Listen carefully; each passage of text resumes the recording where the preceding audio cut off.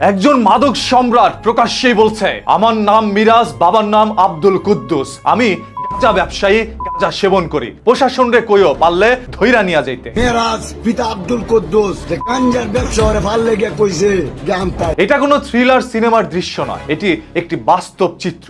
এই ভয়ঙ্কর চিত্রের সাক্ষী হয়েছে কিশোরগঞ্জের মানুষ, যারা ইতিমধ্যে এই ভিডিওটি নিয়ে আতঙ্কে রয়েছে। ওর সাধারণ নাম মিরাজ হলো, অপরাধ জগতে ওর নাম হচ্ছে চৌরাস্তার মিরাজ। এটা বললেই সবাই তাকে চেনে। আইন শৃঙ্খলা বাহিনীকে বুড়ো আঙুল দেখিয়ে এই মিরাজ প্রকাশ্যে কিভাবে বলল, আমি একজন গাঁজা ব্যবসায়ী, প্রশাসন রে কইও পারলে ধইরা নিতে। ওই এলাকার প্রশাসন কি এইগুলো দেখার পরও মিরাজকে ধরতে পারেনি, নাকি তারা ধরতে চাই না? এখন জনগণের এটাই প্রশ্ন। আপনার মাধ্যমে সেই মিরাজকে প্রশাসন আজ ধরতে বাধ্য হবে। ভিডিওটি শেয়ার করেন, কারণ এই ভিডিওর পর প্রশাসন যদি তাকে না ধরে বা ধরতে না পারে, তাহলে প্রশাসনকে নিয়ে কথা বলবো আমরা। আমাদের সমাজে এরকম অসংখ্য মাদক ব্যবসায়ী রয়েছে যারা গোপনে মাদক কারবারি করে যাচ্ছে। প্রকাশ্যে এসে এইভাবে সাহসের সাথে গিয়ে বলতে পারেনি আমি মাদক ব্যবসায়ী। আজ ও যেভাবে প্রকাশ্যে এরকম একটি কথা বলেছে, এতে করে মাদক ব্যবসায়ীরা আতঙ্কের পরিবর্তে তারা বুক ফুলে মাদক ব্যবসা করে যাবে, যদি এই চৌরাস্তার মিরাজকে চৌরাস্তার মধ্যে শেষ ঠিকানা বানানো না হয়। বাংলাদেশের সরকার, মাননীয় প্রধানমন্ত্রী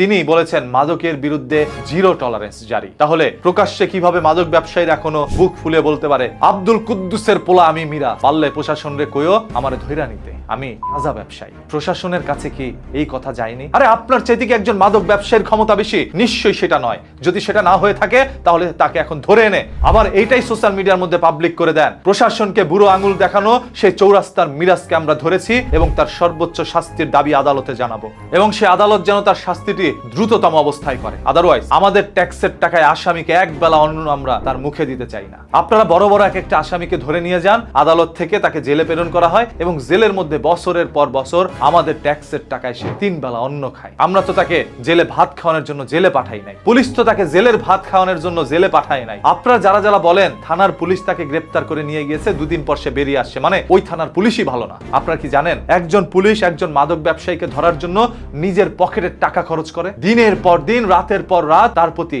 তদন্ত চালাতে থাকে। এক পর্যায়ে সেই মাদক ব্যবসায়ীকে ধরতে তারা সক্ষম হয়। সকল তথ্য প্রমাণ পাওয়ার পর আদালত তাকে জেলে পাঠায়।